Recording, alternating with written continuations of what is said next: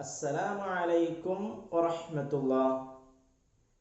പ്രിയ കൂട്ടുകാരെ, തജ്വീദിലെ 5-ാമത്തെ പാഠാണ് ഇനി എടുക്കാനുള്ളത്. കഴിഞ്ഞ ക്ലാസ്സിൽ 4-ാമത്തെ പാഠത്തിൻ്റെ ചോദ്യോത്തരങ്ങളൊക്കെ പറഞ്ഞു. പാഠത്തിൻ്റെ പേരെന്തായിരുന്നു? ഇദ്ഗാമുൽ മീമി സാക്കിന അല്ലെങ്കിൽ ഇദ്ഗാമു ശഫ്വി. അതിൻ്റെ 3-ാമത്തെ വേറൊരു പേരെന്തായിരുന്നു? ഇദ്ഗാം മിസ്ലൈൻ. ഓക്കെ. ഇനി 5-ാമത്തെ പാഠം പേര് നോക്കൂ. ഇൽഹാറുൽ മീമി സാക്കിന. എന്താണ് പേര്? ഇൽഹാറുൽ മീമി സാക്കിന. മീമി സാക്കിനക്ക് ഇൽഹാർ ചെയ്യൽ. ഇപ്പൊ കഴിഞ്ഞ 2 പാഠത്തിൽ ഇദ്ഗാം ചെയ്യൽ നമ്മൾ പഠിച്ചു, ഇഖ്ഫാ ചെയ്യലും പഠിച്ചു. ഇഖ്ഫാ ചെയ്യുക എന്ന് പറഞ്ഞാൽ മീമിന് ശേഷം ബ വന്നാൽ ബിഹി എന്നുള്ളത് ബിഹി ഇഖ്ഫാ ചെയ്തു അല്ലെ, മീമിനെ അവ്യക്തമാക്കി മണിച്ചു. ഇദ്ഗാം ചെയ്യലോ മീമു സാക്കിനക്ക് ശേഷം മീമു വന്നാൽ 2 കൂടി ഒന്നാക്കി കൂട്ടി ലയിപ്പിച്ച് മണിച്ചു ഉച്ചരിക്കും. ഓക്കെ. ഇനി അതിൻ്റെ 3-ാമത്തെ ഒരു നിയമം കൂടിയുണ്ട്. അതാണ് ഇൽഹാറുൽ മീമി സാക്കിന. മീമി സാക്കിനക്ക് 3 നിയമമുള്ളത്. എത്ര നിയമം? 3 എണ്ണം. 1 നേരത്തെ പഠിച്ച ഇഖ്ഫാഉൽ മീമി സാക്കിന, 2 ഇദ്ഗാമുൽ മീമി സാക്കിന, 3-ാമത്തെ നിയമമാണ് ഇൽഹാറുൽ മീമി സാക്കിന. ഇൽഹാർ എന്ന് പറഞ്ഞാൽ വ്യക്തമാക്കുക, പുറത്ത് കാണുക, വെളിവായിട്ട് കാണുക.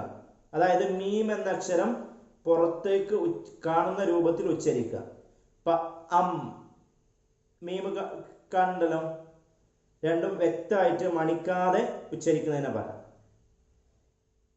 വ്യക്തമാക്കി ഉച്ചരിക്കുന്നതിനാണ് ഇൽഹാർ എന്ന് പറയാം. എന്ന പാഠം എന്താണെന്ന് നമുക്ക് നോക്കാം. അമീൻതും ഒരു ഉദാഹരണം നോക്കാം. ഇവിടെ മീമു സാക്കിനാണുള്ള നിയമം. മീമു സാക്കിനക്ക് ശേഷം വരുന്ന അക്ഷരം ബ ആണോ? അല്ല. ബ ആണെങ്കിൽ അത് നിയമം ഏതാണ്? ഇഖ്ഫാ ആണ്. മീമു സാക്കിനക്ക് ശേഷം മീമാണെങ്കിലോ ഇദ്ഗാം ആണ്. അപ്പൊ നിയമം ഇതാണ്: ബ ഓ മീമോ അല്ലാത്ത ബാക്കി എത്ര അക്ഷരങ്ങളുണ്ട്? അറബിയിൽ എത്ര? 26. അപ്പൊ മീമ് ബാ പിന്നെ 26. അപ്പൊ മീമും ബാവും അല്ലാത്ത വേറെ 26 അക്ഷരങ്ങളിൽ ഏതെങ്കിലും ഒന്ന് മീമു സാക്കിനക്ക് ശേഷം വന്നാൽ മീമിനെ വെളിവാക്കി ഉച്ചരിക്കണം. വെളിവാക്കി ഉച്ചരിക്കുക എന്ന് പറഞ്ഞാൽ ഇൽഹാർ അല്ല, ഇഖ്ഫാ ചെയ്യണ്ട, ഇദ്ഗാമും ചെയ്യണ്ട. ഇഖ്ഫാ ചെയ്യാന്ന് പറഞ്ഞാൽ മണിക്കുക, അവ്യക്തമാക്കുക. ഇദ്ഗാം ചെയ്യാന്ന് പറഞ്ഞാൽ 2 കൂടി ചേർത്ത് ഒന്നാക്കി മണിക്കുക. ഇൽഹാർ എന്ന് പറഞ്ഞാൽ ഈ 2 അക്ഷരമല്ലാത്ത ബാക്കി എല്ലാ അക്ഷരങ്ങളും വന്നാലും എന്ത് ചെയ്യണം? അവിടെ മണിക്കണ്ട, അടുത്ത അക്ഷരത്തിലേക്ക് ചേർത്തുച്ചരിക്കുകയും വേണ്ട. അപ്പൊ അതിനുള്ള ഉദാഹരണം എല്ലാ അക്ഷരങ്ങളുടെയും പാഠത്തിൽ നോക്കിയാൽ കാണാം. 5-ാമത്തെ പാഠത്തിന്റെ പേജ് നോക്കിയേ. ആ താഴത്തെ കോളം കാണാം, അതിന്റെ അപ്പുറത്തെ പേജിലും കാണാം. അപ്പോ മീമു സാക്കിനക്ക് ശേഷം ഇവിടെ വന്ന അക്ഷരം ഏതാണ്? മീമു സാക്കിന അ. അപ്പൊ ഇവിടെ എങ്ങനെ ഉച്ചരിക്കും? അമീൻതും. എങ്ങനെ? അമീൻതും. അവിടെ എന്നുള്ളത് എന്തായി? പുറത്തേക്ക് വെളിവായിട്ട് കാണുന്നുണ്ട്. മണിച്ചോ? ഇല്ല, മണിച്ചതുമില്ല. മനസ്സിലായല്ലോ? മണിക്കാതെ പുറത്തേക്ക് വെളിവാക്കി ഉച്ചരിക്കുന്നതിനാണ് ഇൽഹാർ എന്ന് പറയുന്നത്. അപ്പോ മീമു സാക്കിനക്ക് ഇൽഹാർ ചെയ്യുക എപ്പോഴാണ്? ബാ ഓ മീമോ അല്ലാത്ത ഏതക്ഷരവും മീമു സാക്കിനക്ക് ശേഷം അടുത്തതായിട്ട് വന്നാൽ അവിടെ ഈ മീമിനെ എന്ത് ചെയ്യണം? ഇൽഹാർ ചെയ്യണം. അപ്പൊ ഉദാഹരണങ്ങളെല്ലാം വായിച്ചു നോക്കുക. ഇവിടെ എങ്ങനെ വായിക്കും? അമീൻതും. അടുത്ത ഉദാഹരണത്തിൽ നോക്കിയേ. മീമു സാക്കിന അവിടെ ഇവിടെ മീമു സാക്കിനുണ്ട്. അടുത്ത അക്ഷരം ഏതാണ്? ത ആണ്. അപ്പൊ ഇവിടെ എന്ത് ചെയ്യണം? ഇൽഹാർ ചെയ്യണം. അപ്പൊ ഇവിടെ എങ്ങനെ ഉച്ചരിക്കും?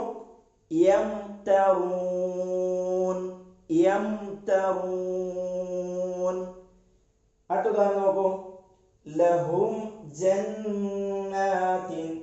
ഇവിടെ മീമു സാക്കിന ലഹും എന്നതിൽ മീമു സാക്കിന ശേഷം വരുന്ന അക്ഷരം ജീം.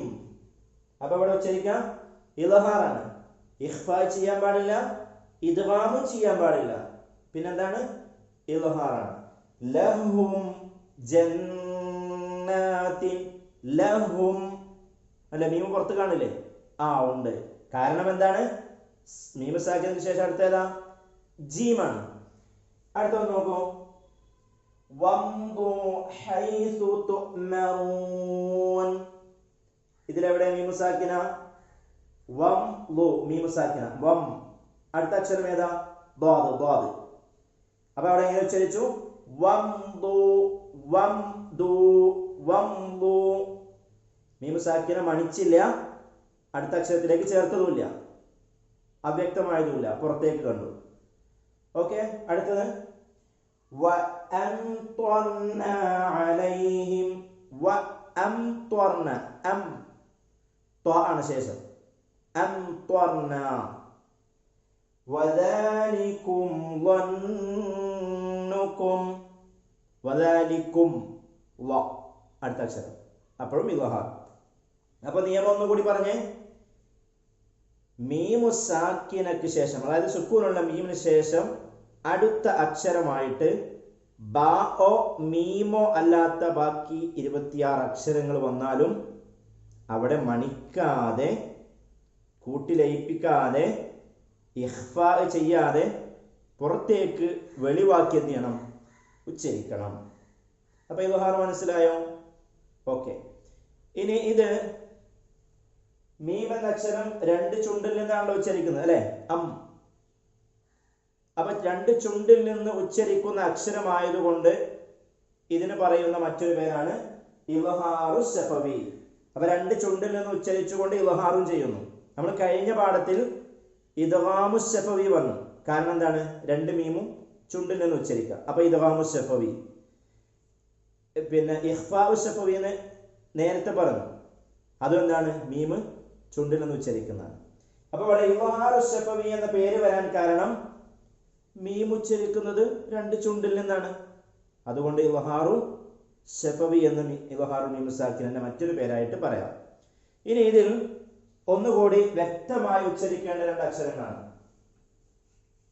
വ ഫ. ഇത് പ്രത്യേകം ശ്രദ്ധിക്കണേ. ഈ 2 അക്ഷരങ്ങൾ വാവും ഫ. ഇൽഹാറിന്റെ അക്ഷരങ്ങളായ 26 എണ്ണത്തിൽ ഈ 2 എണ്ണത്തിൽ പ്രത്യേകത ഉണ്ട്, വാവിനും ഫാവും. ഈ വാവും അല്ലെങ്കിൽ ഫാओ മീമു സാക്കിനക്ക് ശേഷം വന്നാൽ ഒന്നുകൂടി വ്യക്തമാക്കി ഉച്ചരിക്കണം. വ്യക്തമാക്കി ഉച്ചരിക്കണം എല്ലാതും, പക്ഷെ ഇതിൽ ഒന്നുകൂടി ശ്രദ്ധിക്കണം. കാരണം മീമു സാക്കിനക്ക് ശേഷം വാവ് വന്നാൽ ചേർത്തി ഓതാൻ സാധ്യത കൂടുതലാണ്. ഇപ്പൊ നമ്മള് സൂറത്തുൽ ഫാത്തിഹയിലെ ആയത്തുണ്ടല്ലോ, ഗൈരിൽ മഗ്ദൂബി അലൈഹിം വ ആണോ, ഹും വ. അത് ചേർത്ത് ഓതാൻ ചിലപ്പോൾ തോന്നും, അങ്ങനെ വരും. അപ്പൊ അതുകൊണ്ട് അവിടെ എന്ത് ചെയ്യണം? ഇൽഹാർ ശരിക്ക് വ്യക്തമാകണം. അലൈഹിം വല, അലൈഹിം വല. കണ്ടോ? അലൈഹിം വ, ഹിം വ. ഇതുപോലെ തന്നെ പിന്നെ ഫാഇന്റെയും അങ്ങനെ തന്നെയാണ്.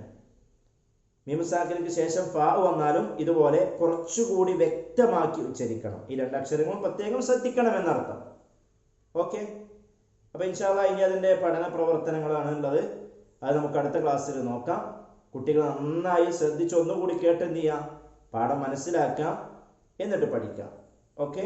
അടുത്ത ക്ലാസ്സിൽ കാണാം. അസ്സലാമു അലൈക്കും വറഹ്മത്തുള്ളാഹി.